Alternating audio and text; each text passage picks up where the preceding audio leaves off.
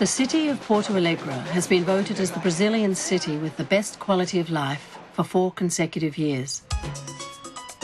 But the challenge is how to include the poorest citizens in this success story. Nelcy Alves has been living in this area since 1942. I've got 6 children, 14 grandchildren, and 1 great-grandchildren. I'm 84 years old. I don't care for myself since I've been at the end of my life. I'd like to see the children from the community behind my house having their own school and house.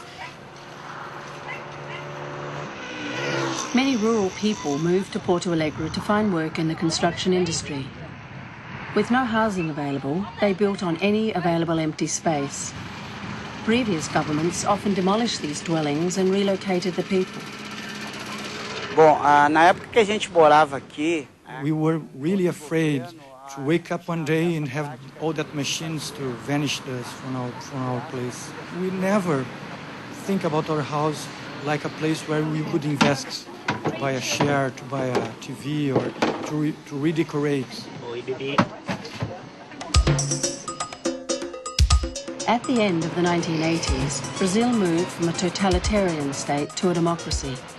In Porto Alegre, the Workers' Party was elected on its promise to involve the citizens in decision-making using the traditional neighbourhood associations. The city is divided into 16 regions, and during each year, local neighbourhoods send representatives to people's assemblies. In these assemblies, the neighbourhood representatives discuss priorities for the allocation of the city budget. They then elect their representatives from each region to form a budget council. Nelcy is an active member of the community council, presenting the case for a housing project for the 230 families in her community. So we've been waiting for more than 20 years for solutions. The government has already approved the whole project. We are only waiting for the money to finance the constructions.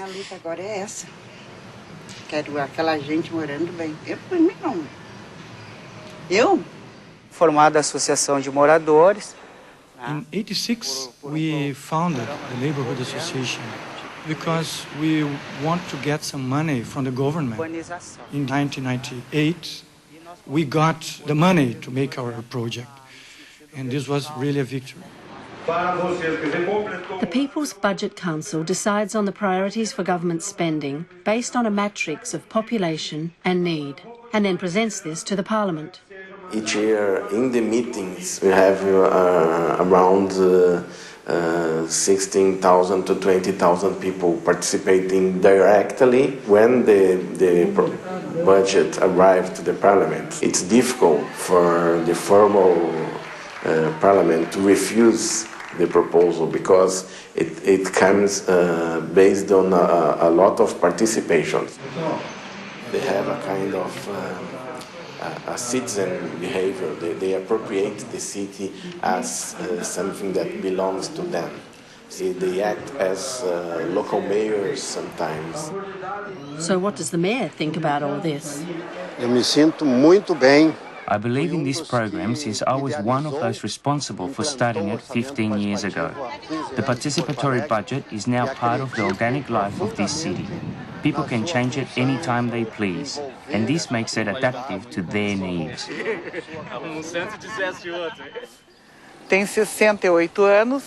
We have had many achievements in our community, our school, traffic lights, and now this health clinic, which serves 18,000 people.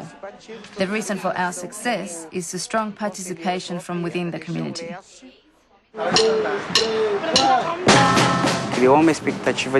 What we think about life changed absolutely.